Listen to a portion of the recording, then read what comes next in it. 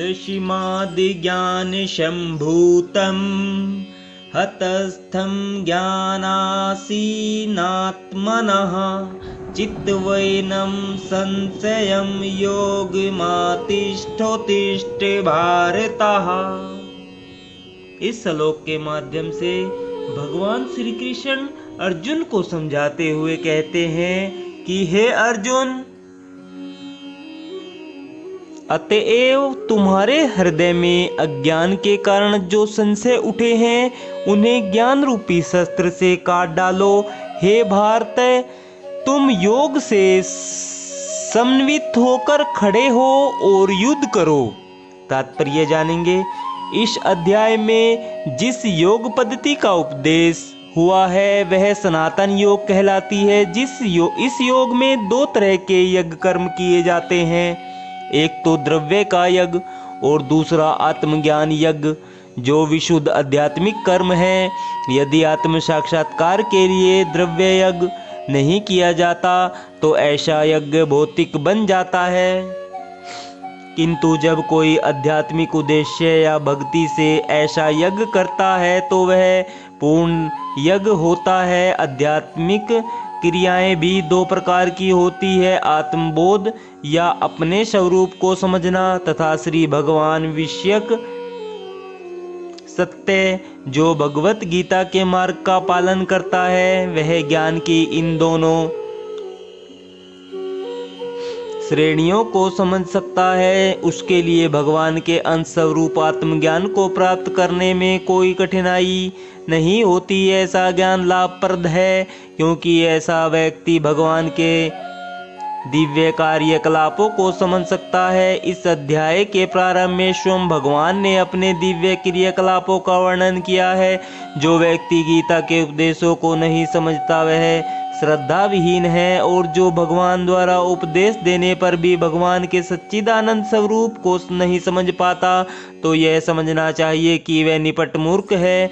कृष्ण भावनामृत के सिद्धांतों को स्वीकार करके अज्ञान को क्रमशः दूर किया जा सकता है। यह कृष्ण भावनामृत विविध देव यज्ञ, ब्रह्म यज्ञ, ब्रह्मचार्य यज्ञ, गृहस्थ यज्ञ, इंद्रिय संयम यज्ञ, योग साधना यज्ञ, तपस्या यज्ञ, द्रव्य यज्ञ, स्वाध्याय यज्ञ तथा वर्णाश्रम धर्म में भाग लेकर जागृत किया जा सकता है। ये सब यज्ञ कहलाते हैं और ये सब नियमित कर्म पर आधारित हैं, किंतु इन सब कार्यकलापों के भीतर सबसे महत्वपूर्ण कारक आत्म साक्षात्कार है।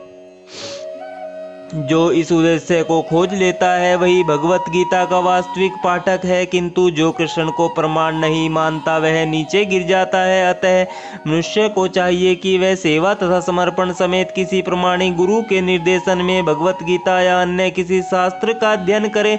प्रमाणिक गुरु अनंत काल से चली आने वाली परंपरा में होता है और वह परमेश्वर के उन उपदेशों से तनिक भी विपत नहीं होता जिन्हें उन्होंने लाखों वर्ष पूर्व सूर्य देव को दिया था और उन जिनसे भगवत गीता के उपदेश इस धराधाम में आए। अतः गीता में ही व्यक्त भगवत गीता के पथ का अनुसरण करना चाहिए और उन लोगों से सावधान रहना चाहिए जो आत्म श्लाघावश अन्यों को वास्तविक पद से विपत करते रहते हैं। भगवान निश्चित रूप से परम पुरुष हैं और उनके कार्यकलाप दिव्य है। जो इसे समझता है वह भगवत गीता का अध्ययन शुभारंभ करके ही मुक्त होता है। इस प्रकार श्रीमद् भागवत गीता के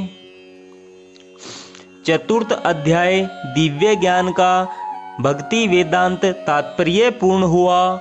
राधे राधे, जय श्री कृष्णा। आज हमने श्रीमद् भागवत गीता के 4 अध्याय पूर्ण किए। राधे राधे, जय श्री कृष्णा। कल से हम अध्याय 5 की शुरुआत करेंगे। राधे राधे, जय श्री कृष्णा।